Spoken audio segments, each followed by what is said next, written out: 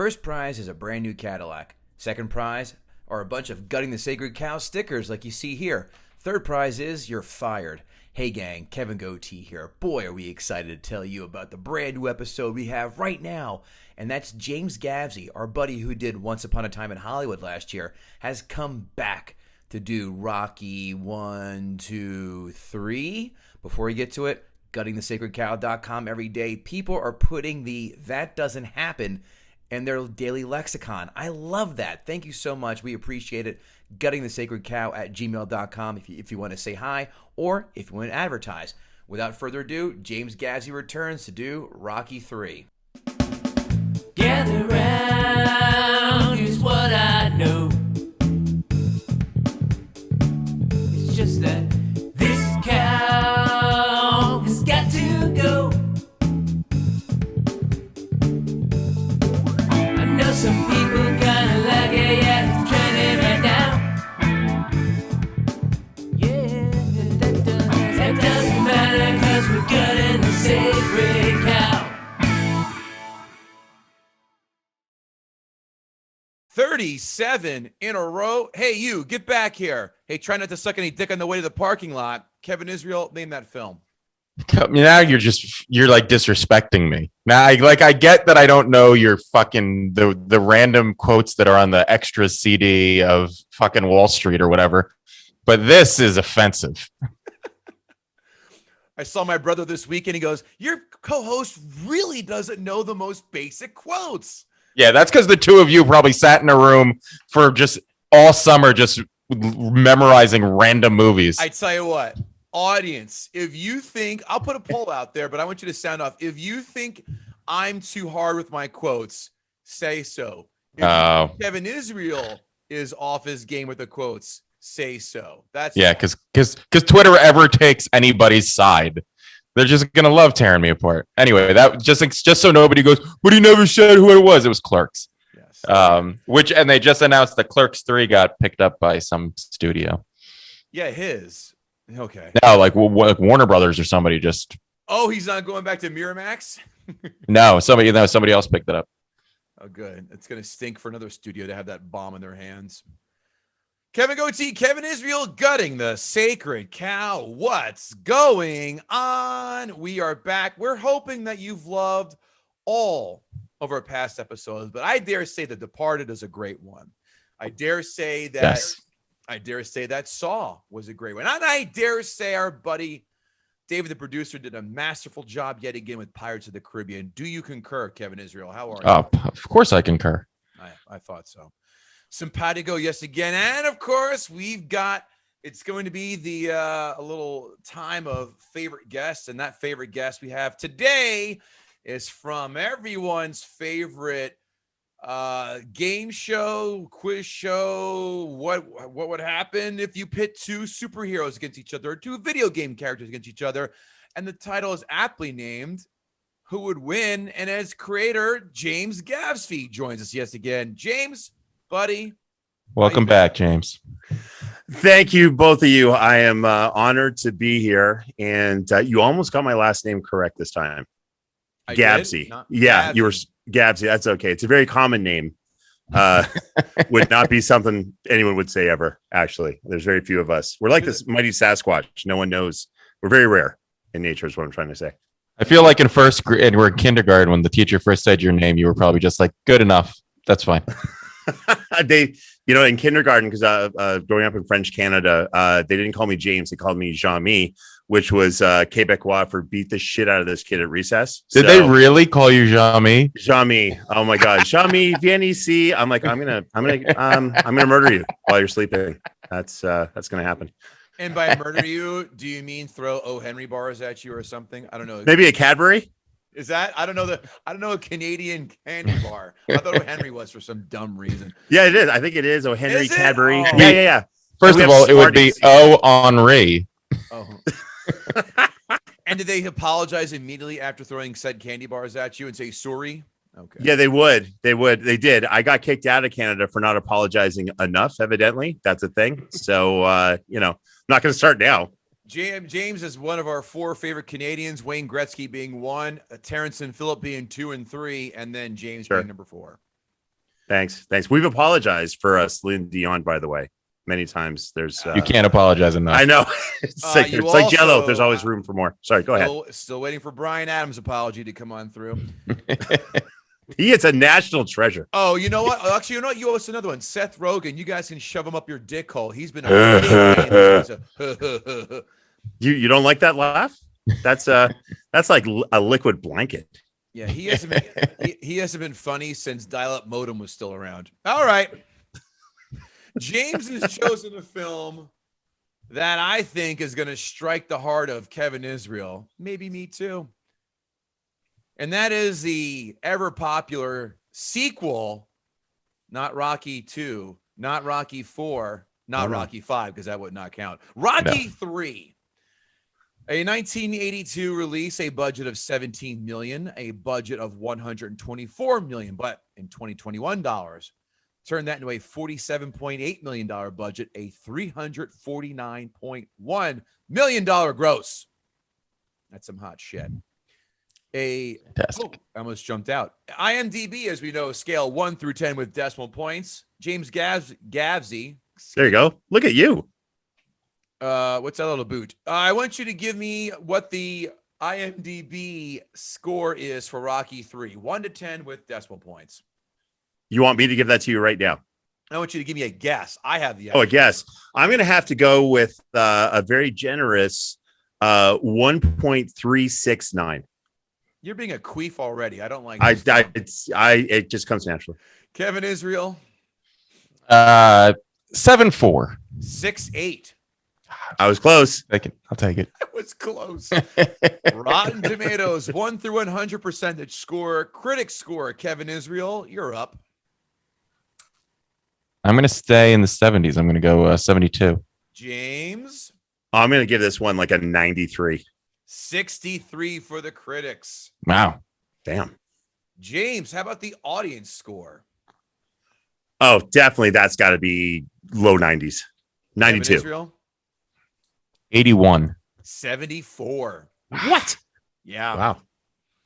Quotes. Oh, I just happen to be in a festive mood, so I'm wearing my Thunderlips. Yes. Yeah. The ultimate male. The greatest thing about Rocky 3, by the way. Quotes, Thunderlips in the flesh, the ultimate male versus the ultimate meatball. Rocco, remember the neighborhood. I'm not done with you yet, meatball.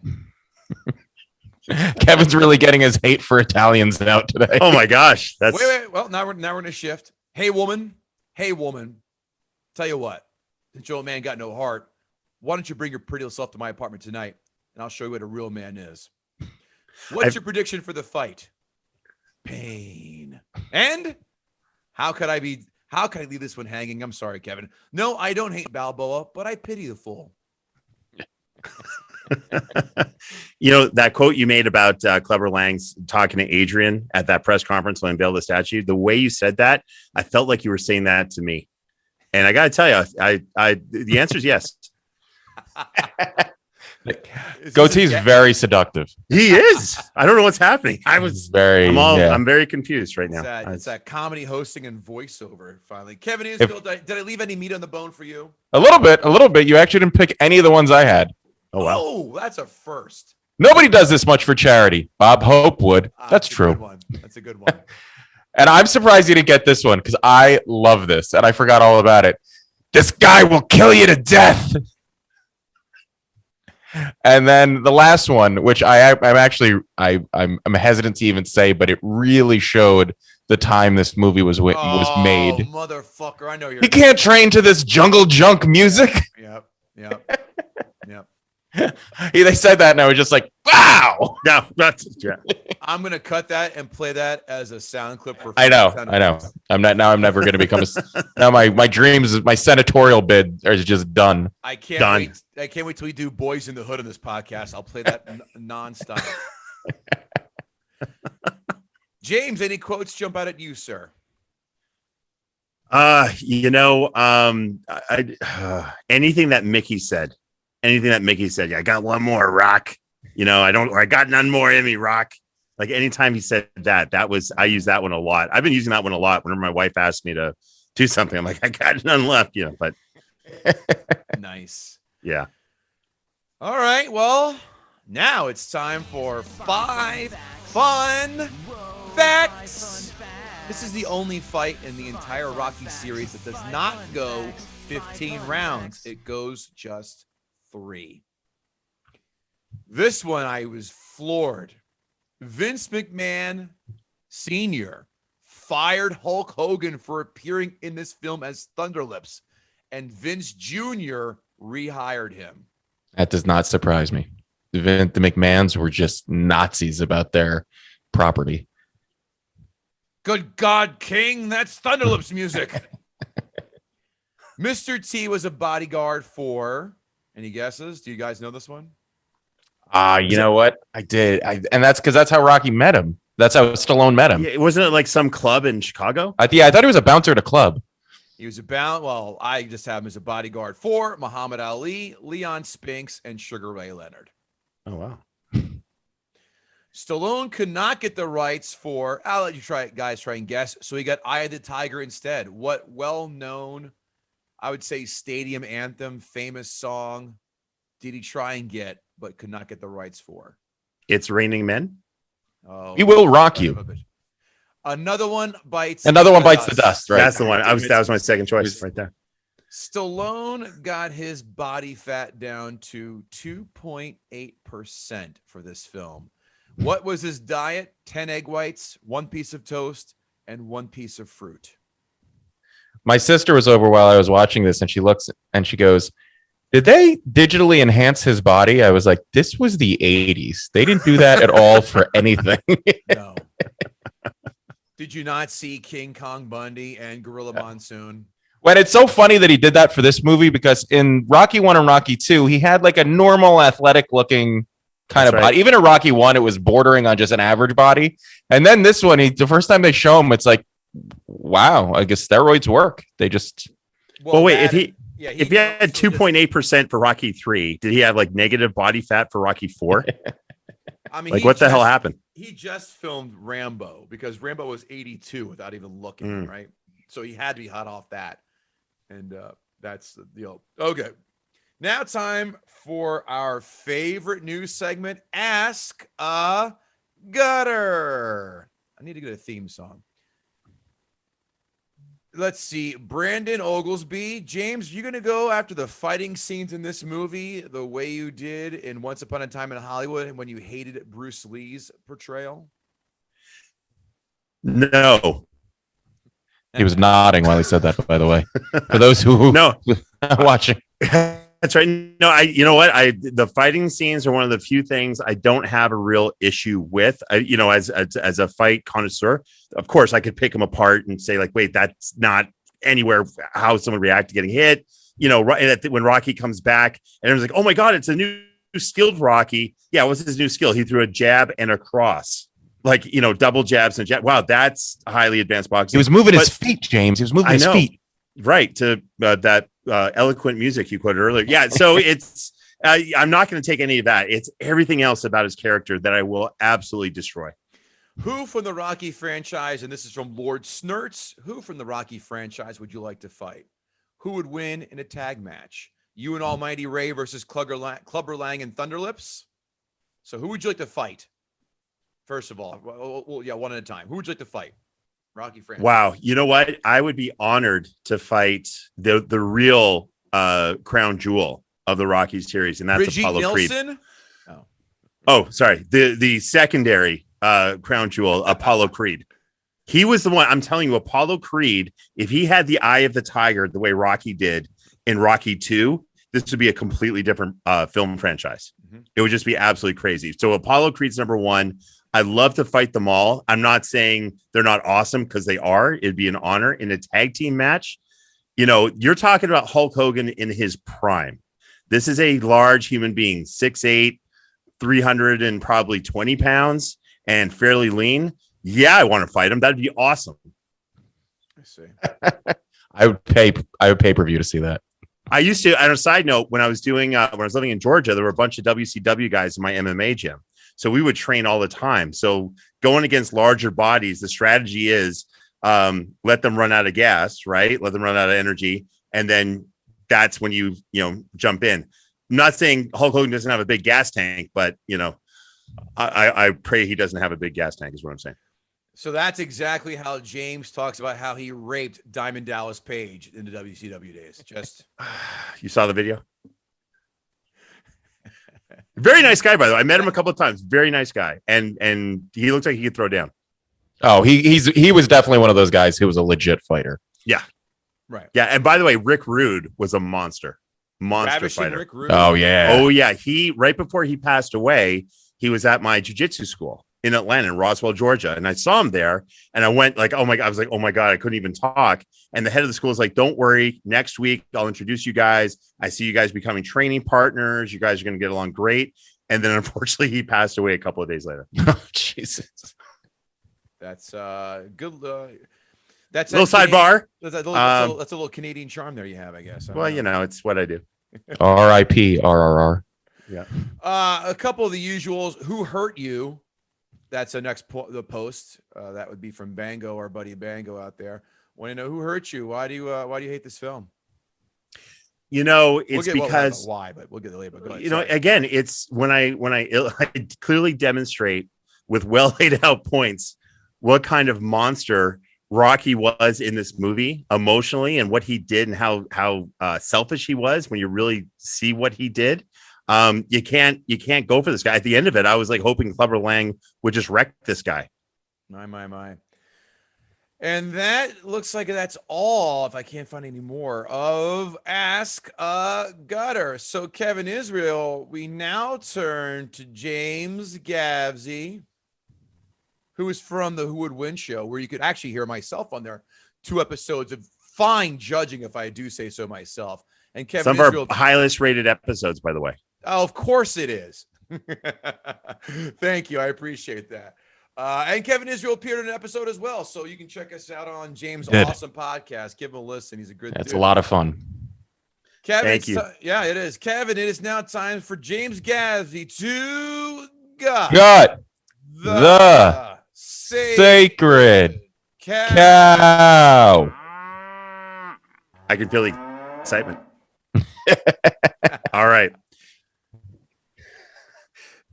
You want me just to start? And I'm just gonna go ahead and apologize in advance. I actually do love the Rocky franchise. I'm gonna just say that. Rocky 4 was fantastic. Rocky 1 and 2 are classics. Interesting how they went from Rocky 4 directly to Rocky 6, and then the Creed series of films were also fantastic. Artistic choice and numbering, but I'm not going to disagree. Rocky 3, however, I got some big problems. I'm going to lay them out for you. So the beginning of Rocky 3, we see that Paulie's in a bad place, and Paulie is Adrian's brother, Rocky's brother-in-law. And the reason he's in a bad place is he feels not appreciated by Rocky. He's with Rocky for years, known him before he was famous. And turns out he didn't have a job. All he wanted was a job. That's it. Not even a high paying, just a job. And what did Rocky say? He said, of course. No, he didn't say, of course. He didn't give him a job. What did he do? He said, you got to ask for it. Like kiss the ring.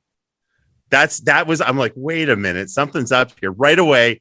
That's the first cue that something's up with this Rocky. All right, let's keep going.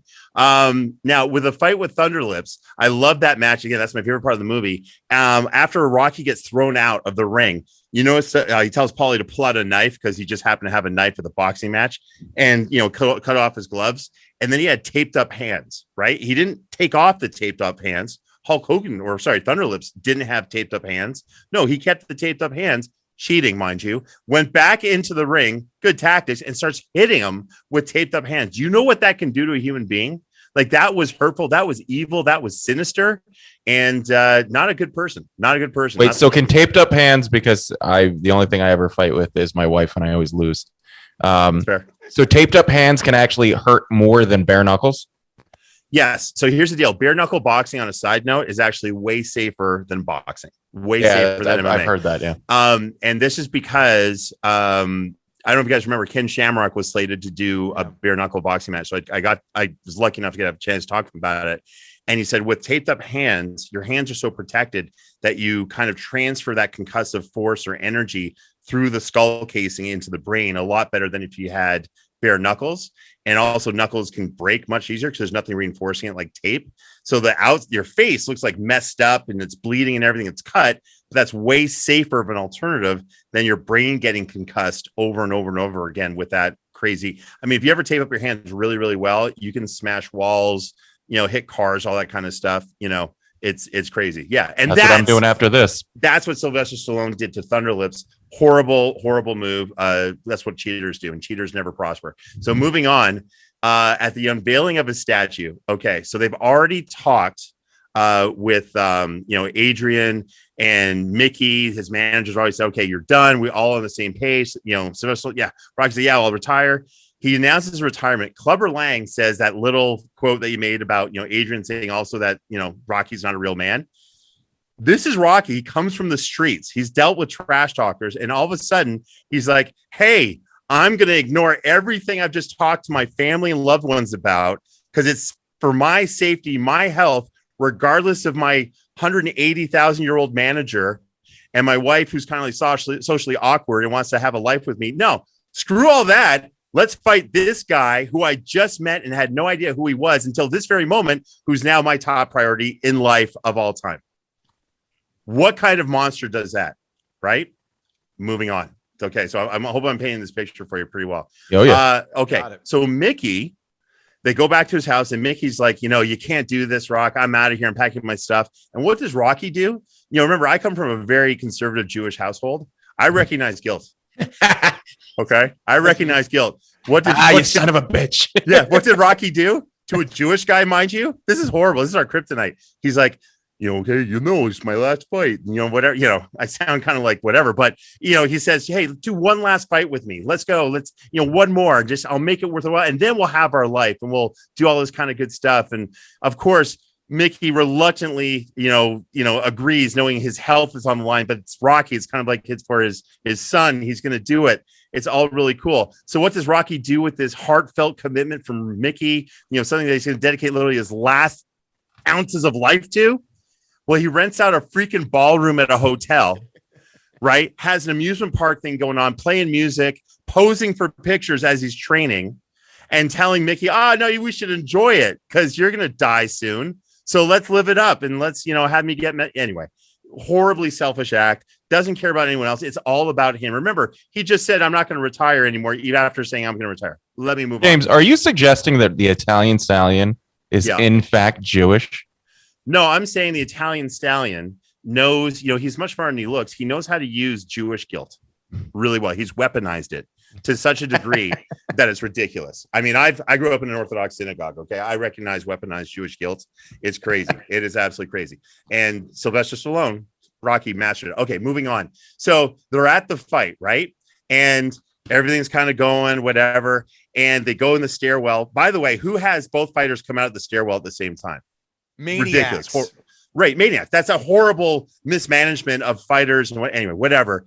As they're doing this, Clubber Lang gets into it with Rocky and then shoves Mickey so hard that he slams into the staircase. Remember that, or the railing, and then starts having his heart attack right then and there.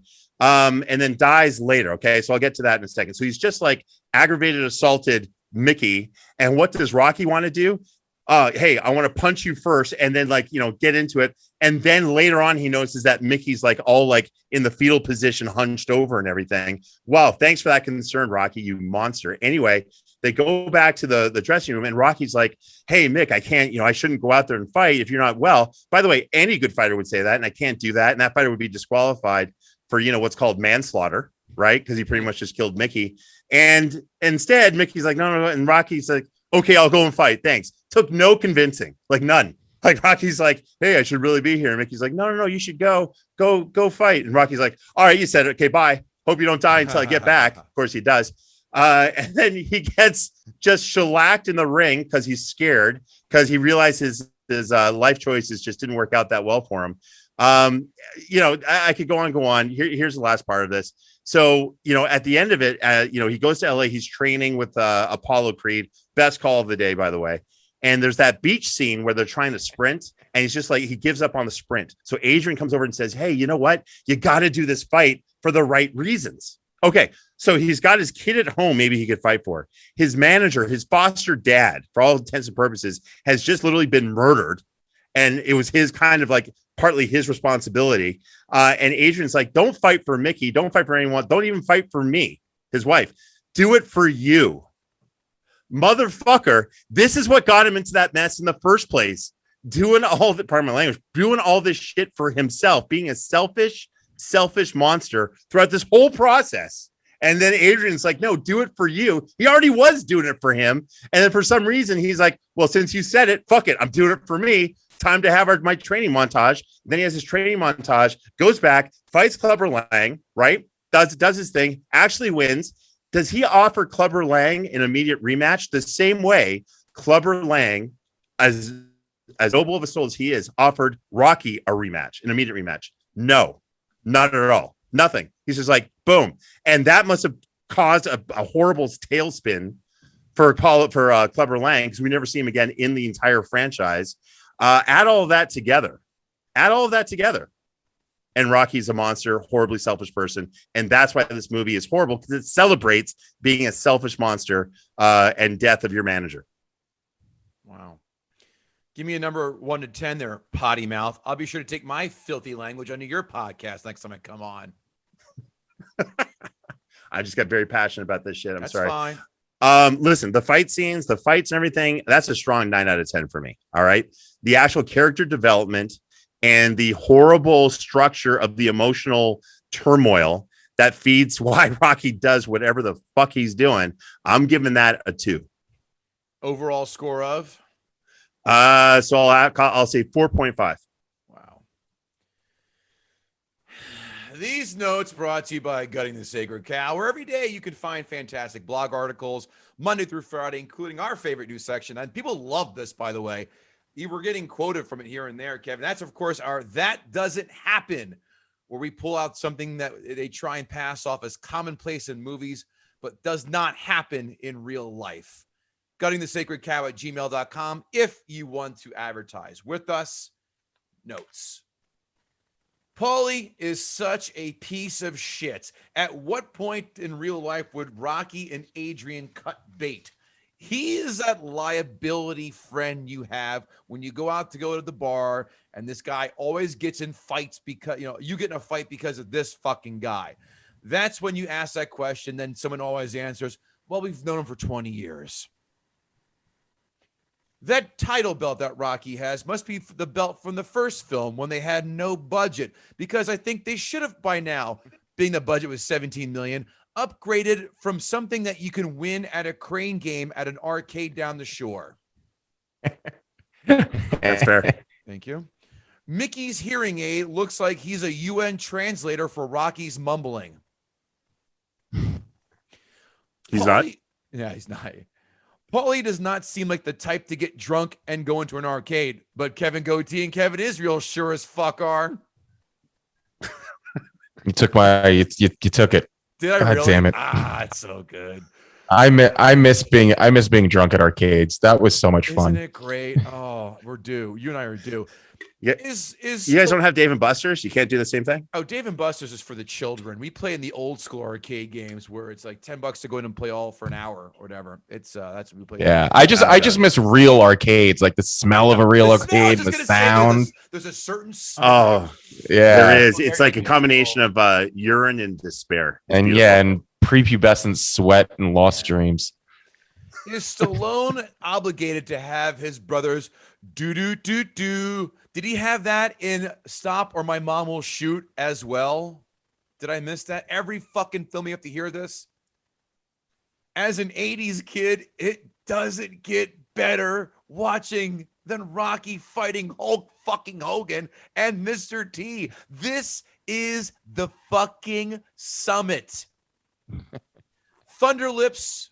Well, love him. Hence my shirt. Thunderlips calling Philly fans trash gave me a semi-boner. I have a smile on my face the entire time I watched that fight. 7-year-old Kevin came right back out. And of course, only garbage Philly fans throw trash into the ring at a charity event. Only Philly fans. They keep making my case for me. I know we have a few Philly fans out there. We love you, but we don't love your town.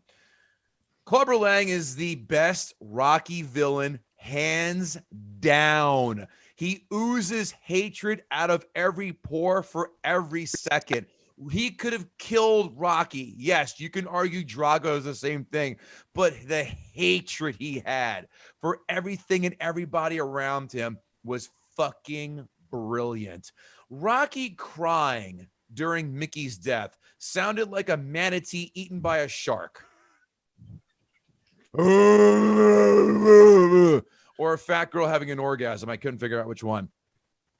Rocky throwing his helmet at the Rocky statue is almost as bad as Tobey Maguire doing angro emo dancing in Spider-Man 3 and Kevin Bacon doing angry airplane hanger dancing in Footloose. A third musical we did, by the way. Gotta dance. What a piece of shit film that was too, Footloose. Apollo standing in the gym at Apollo standing in the dark at Mickey's gym, scaring the shit out of Rocky. Dude, turn a fucking light on. You don't need to do it in a practical joke and give him a heart attack instead of being all mysterious and suspicious. Just turn the light on, kick back, have a cup of coffee, shadow box in the ring. Don't scare the shit out of the guy. That was a little stalkery. Isn't it? Not gonna lie. That was a little, yeah. Isn't the point of going back to your training roots not bringing your deadbeat brother-in-law or wife along on the trip? At least he learned his lesson in Rocky 4, for Christ's sakes. To quote Kevin Israel, his new favorite slogan he should put out as his new album, I don't like these people. You can't train to this jungle music. Hey, Paulie, casual racism isn't usually a good idea in an all-black boxing gym. Just wanted to point out the obvious. There was nothing casual about that. That was blatant and in your face. Yeah. There's a couple examples of that. Yeah. That's but I mean that's the charm of Paulie. He made it out alive. Right? That kind of. I've seen strippers, or in our current times, 15-year-old high school girls wear more than that half shirt Apollo wore on the beach while running. Was he going to headliners or what, Kevin? I feel like there was like something happened in the wardrobe that day, and they were like, "Sorry, this is all we have." We shrunk your shirt 4 times. Forget Brokeback Mountain. By the way, never saw that film. Don't plan on it. This is the most homoerotic film in film history. Is them frolicking in the surf. Why not just kiss and suckle each other instead of continuing this charade of banging a mousy housewife? No one's buying it. Yet another reason why this is the best villain in Rocky. Clubber Lang fights not only Rocky, not only pushes Mickey to the ground, as James has pointed out, he fights reporters and spectators. He was Ron Artest before fucking Ron Artest was even in high school, for Christ's sakes. That's some gangster shit. I am not a boxing aficionado, but I do know a few things about fighting. Why do Rocky and Clubber Lang never hold their hands up in that fight? They're landing 85% of the punches at all. That does not happen at all in a fucking professional fight.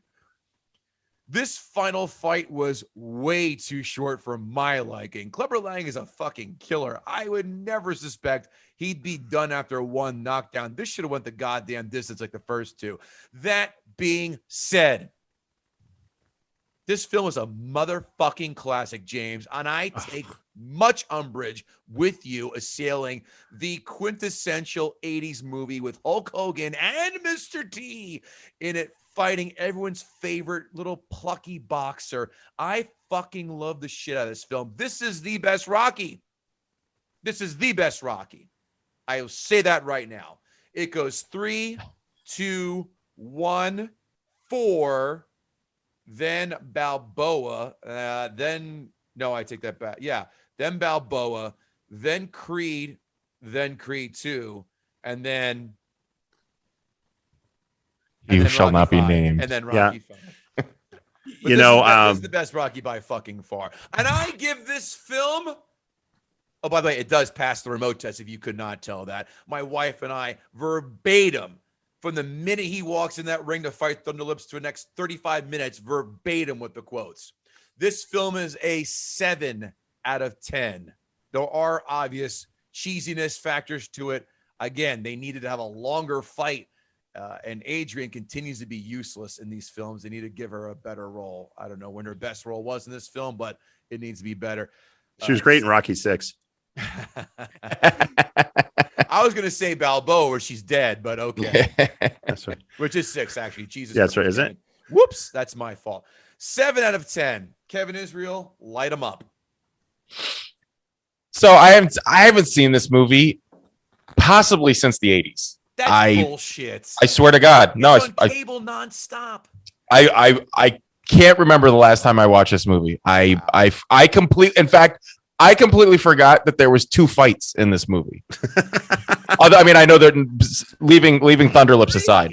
Leaving Thunderlips aside. I forgot that he fights Clubber Lang twice. So this movie is an odd turn in the when you look at the 4 Rocky movie, the 4 original Rocky movies. The first 2 had a very similar theme and feel to them. Rocky was a salt of the earth guy.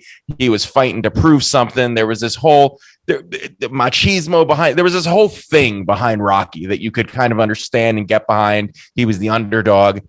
And then in Rocky 4, he's representing America, and like I said earlier, like so he was America in the Cold War, and they took that little guy and they said, now look at America's fighting Russia, and that was. But this movie is a strange thing because it's almost like a cartoon. It's almost like somebody saw the first 2 Rocky movies and was like, I could do this, and then just sort of made a cartoon out of it. Rocky's become this like. I don't know if it's the makeup they put on him. He looks different because they even say, Paul even says to him, you fixed your face. And he does. He looks completely different. He looks almost like a soap opera star, and his hair is coiffed perfectly. His hair is coiffed perfectly throughout the entire, whether he's swimming, running, dancing in the ocean, or getting the shit beat out of him. His hair is magnificent. I actually looked at my wife at one point and said, he has really good hair, and it never moves. I don't know what, sheen he was using in it, but God bless his hair. It's a very strange movie. And when you see, and then with the whole thing with Hulk Hogan, which by the way, I completely agree, Kevin, seeing Hulk Hogan in this movie at that moment in his career, especially, and knowing who I was when I saw him, it's just, it really did like make something happen in my heart. Like I just felt like I was that little kid again. Yeah. And Hulk Hogan, you forget, like, because we're so used to seeing like WCW Hogan up till now. He was a handsome, impressive looking man. Like he was a giant, just like comic book character of a man. And that's why he was, and he had such a huge personality. And that even comes through, and he's a terrible actor, but it even comes through in this. It's just, it's so much fun to watch. But that scene, that charity scene, first of all, that fight would have never gone down like that. They would have had a conversation beforehand about how they were fighting. They did this weird thing where they tried to make wrestling seem real as opposed to the fake, which that must have been something in some agreement. And it's interesting that Vince McMahon ended up firing Hulk Hogan because it almost felt like the McMahon stepped in and were like, fine, you can do this, but you can't let up the kayfabe that this is what this is. You need to make wrestling look real. Because that was a weird thing, because obviously they wouldn't have really been fighting. Rocky wouldn't have been wearing gloves, and he would have not had gloves on. That was just all very strange, but it's still a blast to watch. And then seeing him pick him up and throw him and jackknife powerbomb, or he pile drives him. That was fantastic. And watching, and the funny thing is, there's a scene where they're standing chest to wall. He's like his nose to his navel, and they must have put Hulk Hogan up on a step. Because he's bigger than Stallone, not that much bigger, and they say that he's. Oh yes, he is. No, there's a picture of them standing next to each other, and the top of his head still comes up to like his shoulder. Like he's a smaller guy, but he's not. It's not like 3 feet taller, and they try to say that he's 7 feet tall and 390 pounds. I mean, right. All right, he was a big guy, but he wasn't. He wasn't an ogre. Stallone is 5'2", and I think Hogan's like 6'4". Hold on. No, Hogan's 6. I think 6'8". 6'7". He was 6'7", 6'8" in the 80s. Now he's like probably closer to 6'3". Yeah, because Chris Hemsworth is playing him in the biopic, and Chris Hemsworth is 6'3", I think. Can't wait. I first of all, the idea of Chris Hemsworth pulling off a Hulk Hogan accent is going to be amazing. But just seeing that, Hulk Hogan has a book out there about his early days, and I can't remember what it's called, but it is such a great book. Getting the inside. I have it too. Yep. Yeah, it's just seeing. Anyway, we're not talking about Hulk Hogan. So the movie is very, very cartoonish, and it feels almost like they made like a Saturday morning cartoon of Rocky, but it still has all these like weird fun beats in it. The scene in the first fight where Mick starts like grabbing his chest and like they want to telegraph that Mick isn't doing well, and it almost seems like he has a little heart attack, and then suddenly he's just like back in the ring and he's like, "Oh God, I'm right." It was like that was the fastest recovery from a heart attack ever. Like, he's just suddenly fine, and then he's just moving around, and it also feels like the director said, "Listen, everything you did in Rocky 1 and 2, turn that up by 10." Because all of the characters are so much. Mick is so much more, and Rocky is so much more. They're just complete caricatures of the first two movies where they really establish who they were. I'm telling you, the whole movie feels like a cartoon. And not to say that I didn't enjoy the cartoon. The scene when he's getting the statue and they say Philadelphia's favorite son. Rocky was Philadelphia's favorite son, second only to the cheesesteak guy, Gino, and Jimmy, who spits on the Giants every time they play the Eagles. Those two guys take the cake. Wait a minute. I guess good old Benjamin Franklin's a piece of shit, huh? Oh, yeah. Fuck that guy. What did he do? And that stupid Bell. Every one of Rocky's opponents in every movie was an unstoppable killer. At some point, somebody says to Rocky in every single movie, the main bad guy that he's going to fight is going to kill him. You don't know what this guy, they said it about Apollo. You're not untrained. You don't know what you're doing. He's going to kill you. They said it about Clubber Lang. They said it about Drago. They said it about the younger guy that he fights in Rocky 5, which is or Tommy Balboa. Yeah, about everyone's going to kill him. It should almost be a thing where Rocky goes, "You need to tell me he's going to kill me because that's how I know I'm going to win. If somebody says he's going to murder me, I might lose." The Apollo Creed is, in my opinion, one of the most interesting characters in these movies. Like Rocky's great. Rocky's great for what he stands for, but Apollo Creed, I love Apollo Creed, and I love his journey through these movies as he goes from being this fighter to sort of Rocky's friend to Rocky's mentor to the guy who sacrifices himself. In that fight, and I think it's perfect. His journey through the four movies is without a doubt the best of any characters in this, and and the fact that they went on to make movies about his son makes sense because I think just character wise and evolution wise, he was the best. And I totally agree with Goatee. Clubber Lang is the hands down best villain in this movie, if not one of the best villains of all time. Yep. He is fascinating, and that's where this movie falls really short for me. I wanted more of him, and I wanted more about him. I wanted to know where he came from, what was his motivation. I wanted a little more about why he hated Rocky so much. I understand that like Rocky had everything and he became this flashy guy, but they jammed that all in so fast because from Rocky 2 to Rocky 3, he suddenly became this celebrity, and they give you the little montage where he's doing the American Express commercial and he's got this ridiculous house. And by the way, every Italian stereotype I think came from this movie. I think every Italian watched this movie and was like, that's the life I want to live, and I'm going to live that life and look like that guy. Because it's like the White House and the driver and the gold chains. There's the scene where he's lying in bed with Adrian, and he's like got the rings and the chain and everything. And I just feel like every Italian in Staten Island was like, that guy. He's who I want to be, that guy. And that's where the folks who came up with, oh my God, I'm blanking on it. What's that shit they always spray? We always make fun of them. The cologne. Which cologne? The one that, oh, come on. It's a fucking, no, Tricard Noir or something? Nah, along that line. What's Obsession? Oh, wait. That is when the CEO of Axe Body Spray goes, that's it. That's our demographic. I got an idea. Your cousin Marvin Barry. That kind of moment. Your cousin Gino. Yeah.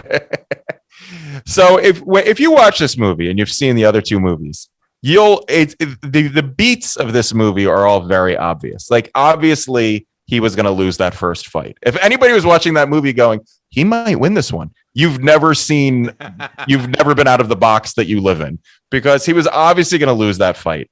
He's doing everything wrong. That little like Rocky Con convention that he had going on looked like a great time. But the fact he would never train in that. That's just ridiculous. Like, I get maybe they would do like a press day for that, but they would never train in that. And then, so obviously he was going to lose, and then he was going to have to build himself back up. Like, all of this, it was, obvious. I do really like him going to the gym in the hood and training with Apollo's people. But I feel like, even though they were trying to make the point that, like, hey, look, we can all get along, it still felt so racist. It still felt there was so much racism poured into that it almost made racism like a joke. Like, it was like, of course you're supposed to feel this way about these people. I mean, look at them. But Rocky's a nice guy, so he deals with it. And he gets something out of it and then just leaves. Wasn't that a nice donation that he made to that gym, by the way? And opened up so many doors for all these people that literally took him in and helped them. Wasn't that a great part of the movie? Oh, that's right. Paulie walks in and goes, "Do you mind if we dance with yo dates?" Yeah, and the whole thing with that, I mean, it was all just, it felt very, and you know what's funny, Kev? It's great that you said that, because it felt all of that racial tension felt like that they watched old Animal House, saw that, and were like, hey, let's do that in this new Rocky movie. It's like, but that was a joke in Animal House. Here you're trying to make it kind of serious. I'm not even going to touch the beach training scene. You both killed it all. It was absolutely ridiculous. And I have to. The idea that Rocky suddenly won the race, like maybe he got a little faster. He didn't beat Apollo Creed in a race. Not a chance. And if anything, a memoir should come out where Apollo admitted that, like, he let Rocky win that race because he knew Rocky needed the boost of self-confidence to beat Clubber Lang. It's like, I was holding back in the last 20 yards of that race. And the reason why he won that race, because he did more butterfly strokes. By the way, as a former swimmer, his butterfly stroke technique was like watching my 6-year-old try to do the butterfly.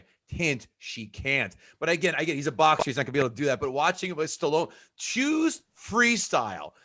Everyone can do that. You can't fuck it up. But the butterfly you have to be in perfect synchronization to pull it off. Yet he chooses that stroke to do while putting it in the fucking film. I forgot to add that in my notes. I guarantee you, he probably looked at all his strokes and was like, "Oh, that one you can see the most of my shoulders. Like, I really want to. I want to see. This is what I want to see." Going back real quick, Mick's death, that would have never gone down like that. The minute he started having a heart attack, they would have called in the EMTs. They wouldn't have just left him in this room and some guy be like, you can talk to him real quick, but we got to get him to the hospital. No, that's not how emergency medicine works. They would have been in there. They would have dragged him. They would have been like, sorry, Rock, we got to take him to the. And then Rocky. But to your point, they said to Rocky, they're like, hey, we got to take him to the hospital. What's Rocky do? Interrupts that whole process. So, no, let me just talk to him for a minute. Hold on. I got to mumble at him. That was just insane. Everything, like I said, everything about this movie felt like it was a little bit overdone. And then the end fight and all of the fights in Rocky. And I'm James. I texted Kev and I was like, I know exactly where James is going with this. And I was sure you were going to just tear apart the fighting. And I'm almost a little disappointed that you didn't. But there are more punches landed in the first 15 seconds of the first round of this fight than there are in most complete fights that go 15 rounds. Like, there's never that many. And listen, we all know in movies they have to make gunshots sound cooler and punches sound cool. Whoever decided that's what punches sounded like has never been punched or heard a punch. And every punch sounded exactly the same, regardless of who was throwing the punch, regardless of where they were hitting. It was all that. Poof, poof, Oh, noise. You know what it sounded like? Remember the game Final Fights, the side-scrolling fighting game? Yeah. That's what it sounded like. Every punch. Hager the mayor, Cody and Guy. Game was fucking great.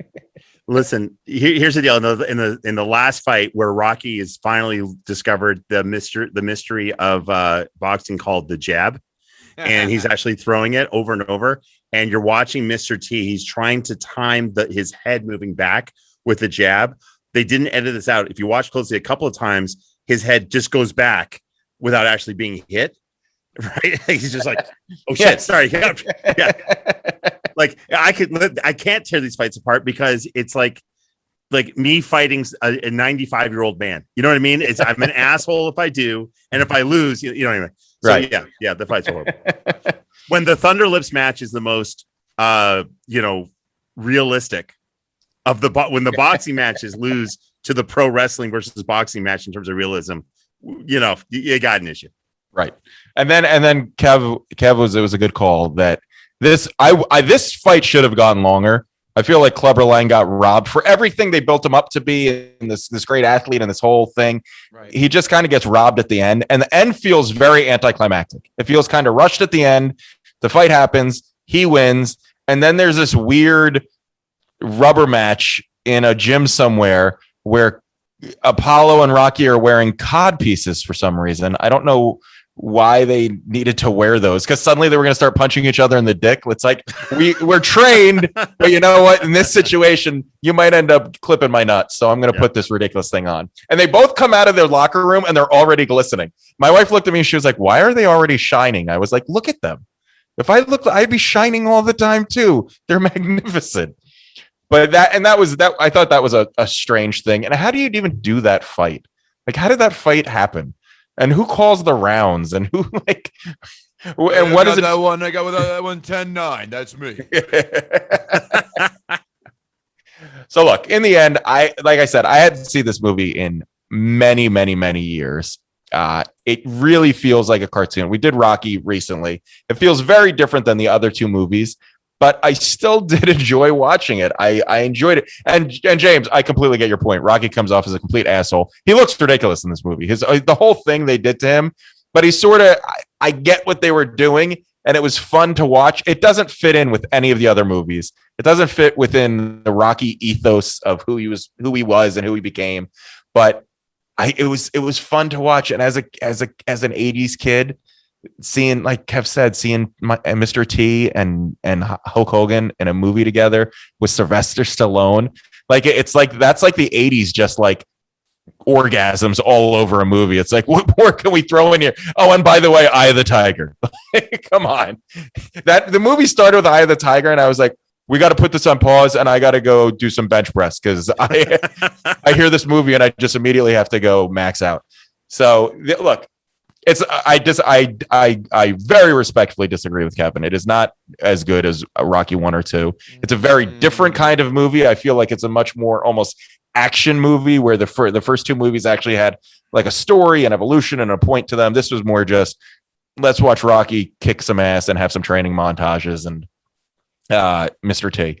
So for me, it doesn't compare to Rocky 1 and 2 or Rocky 4, but I still enjoyed it, and I don't. There's a music video. I can understand. Oh, I love Rocky 4. Rocky 4. It's good, but it's not bad. Come on. I can. Oh my God. 1 and 2, I'll listen to you on, but 4, stop. First of all, you're both wrong. The best Rocky movies in order: Rocky 4, Rambo 2, and Stop or My Mom Will Shoot is a close third. Excuse me, Demolition Man needs to be in that top 3, or I will come down there and fight you where you stand. That film is fucking classic. I'm fearful of this. I will gladly retract that statement and put Demolition Man in number 2. But I do agree that I think it does. I haven't gotten a chance to see it, but if this was on, there are definitely a lot of scenes in this movie that I would want to rewatch and enjoy. So for me, this movie is a 5.5. Wow. Okay. Can I explain why you're both wrong? Quickly. Okay. Real quick. Here's the thing. If you had to watch this movie, what are the parts you won't be sitting on your couch for? if it's not a fight scene, will it, right? Would you have gone to the fridge? Would you have like checked your phone? Would you have fast forwarded? Right. The only redeeming parts of this movie, I hate to say it, are the absolutely amazing, fight components to it. Well, but you could say that about every Rocky movie, because I remember saying the same thing as a kid. My dad was like, "Oh, you have to go clean up your room and go, I will as soon as the fight's over," and that's it. That's fair. Like, all right, so. Yeah, I think from the time Apollo steps in and starts helping him out, the movie really does pick up steam, and you kind of see where the movie's going. And first of all, I can watch a training montage of Rockies, any of them. It's fantastic. I love them. So there a lot of the conversation, a lot of the talking. Anytime he's with Adrian, it's just like, we don't need any of this. Like, they could just mention her every now and then. We don't need to see her, talk to her, but. Yeah, so like I said, for me, 5.5. For shame. And now it's critics 5-star reviews time. Rocky 3 marks the point where the series starts to get silly, but the end result is so enjoyable that it's hard to carp too much. Next one. Yeah. Learning, especially from Scorsese, in his approach to action and performance, writer-director star Stallone has somehow contrived to make each of his movies into a more magnificent spectacle than the last. Decent sequel, kind of cartoonish, but lots of good fights. Better than Rocky 4. People love to bash the third Rocky, but this film is as invigorating as any in the series. True. Critics, 1-star reviews. Rocky was a right hook that hit satisfying home. Rocky 2 is a good follow-up left. Rocky 3 is a redundant flurry of fisticuffs long after the match has been won, and the referee has raised the victor's arm. I really like his commitment to that analogy. I was just going to say, in for a penny, in for a pound. Jesus Christ. What did you say about Rocky 4? They get concussion syndromes and shit. PTSD. Rocky takes on Mr. T. Fans catch some Z's. That's fucking bullshit. That's wrong. Anything his film is nothing but excitement and especially the key moments. Fuck you. This is when the Rocky series went from good to horrible crap. Nope. That's an overstatement. The formula was starting to become tiresome by now. And so, can somebody please explain how Rocky suddenly became more articulate in this one, despite more punches to the head? I was going to classes at Philly Community College at night, Amazon 5-star reviews. I love this movie. I've been working hard at losing weight and getting into shape. I use the gym 4 times a week and keep exercise at home. I use Rocky 3 as my inspiration. So far, I've lost 85 pounds keeping the eye of the tiger.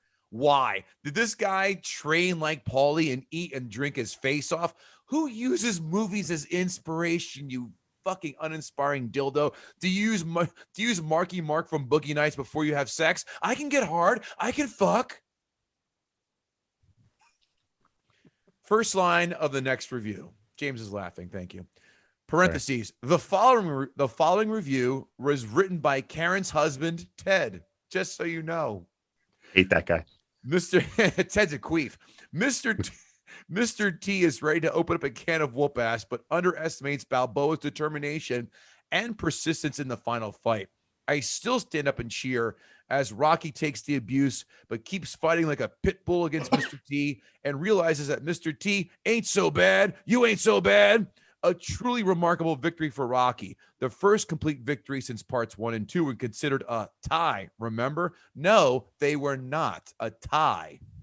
And by far the most entertaining boxing film of all time. Rocky, Rocky, Rocky.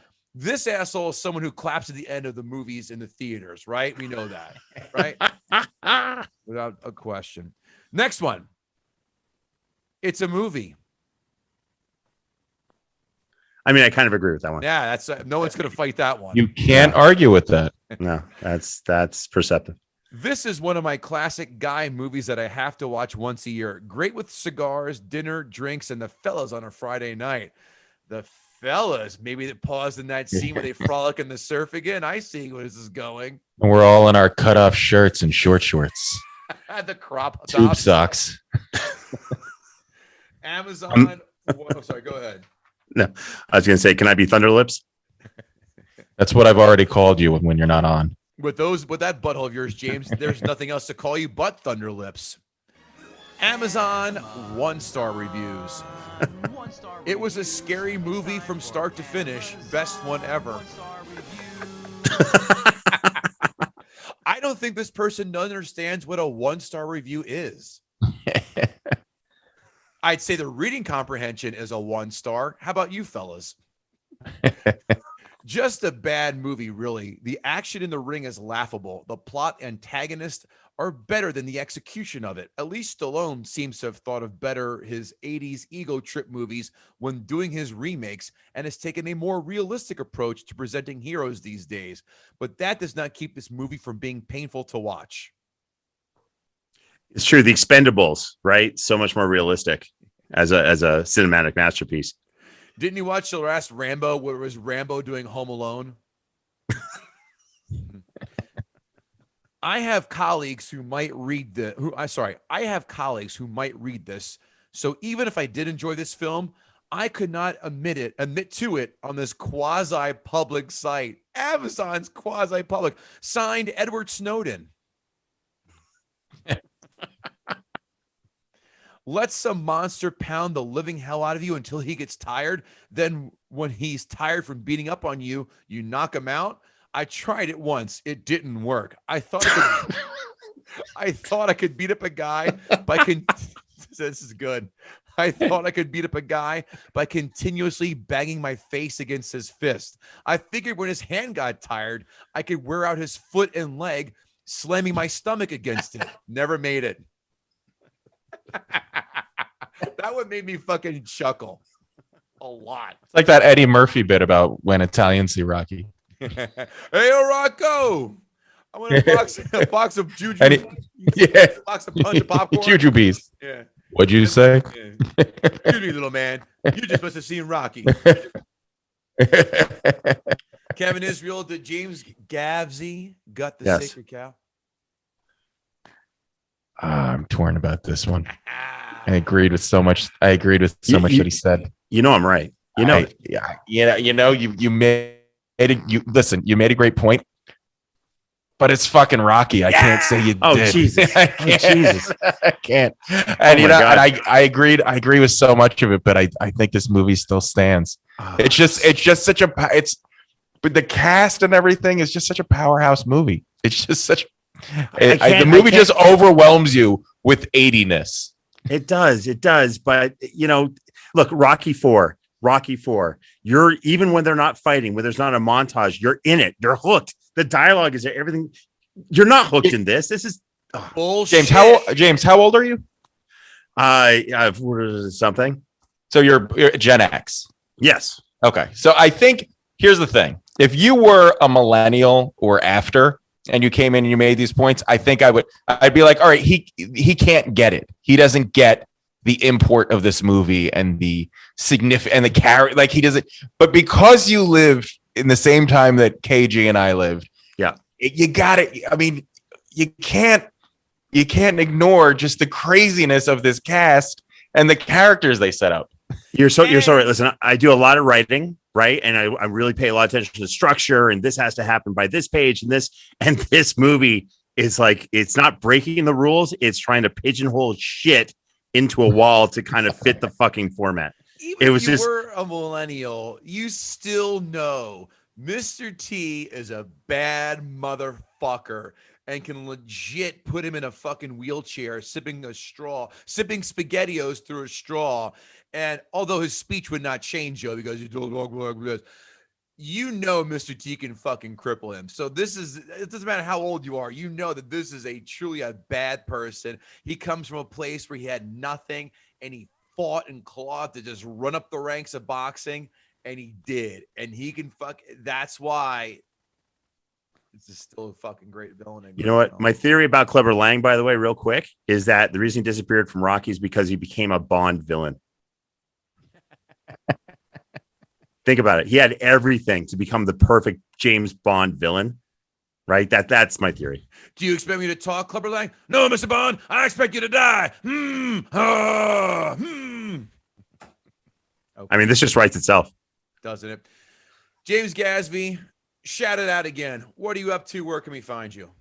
Sure. Well, you can find me being the host of the Who Would Win show, available on YouTube, Facebook, Spotify, Apple Podcasts. Also, my new series, Superhero Diaries, with Phil Lamar doing a live action Green Lantern, is available on YouTube. Lots of great content there. Check it out. Have fun. Check out our superhero parody comedy series, Superhero Diaries, on YouTube. Kevin Israel. KevinIsrael.com for my dates. Comedy is slowly coming back, so I have a bunch of dates this summer and some already trickling into the fall. And then you can check me out on Kevin Hart's Comic Lift. I was episode 6. And also, please leave us a review and a 5-star rating on your podcast platform of choice. It really does help. I keep beating this horse, and I'm going to beat it till it's dead, because we beat horses on Gutting the Sacred Cow. And so just do it. It helps us. It makes us happy. And it helps us in the almighty, ever-powerful, holy algorithm. Number 34 in iTunes movie review, motherfuckers. Recognize. KevinGoatee.com is where you can find more chicanery. And like Kevin Israel had said, 5-star rating. Guttingthesacredcow at gmail.com if you just want to say hi. And we are, I should have brought him with me, selling our stickers. 1 sticker, $3. 3 stickers for $5. DM us your details. We'll send them out. That's called value. God damn it. That's called value. Got to DM us wherever you want to. We'll get them out to you, and we'll take it from there. But listen, James, love you to death, man. Always love having you and Ray on. Thank you. Always an honor. Pleasure is ours. And Kevin Israel, we'll talk to you soon, guys. Take care. Yep. Peace.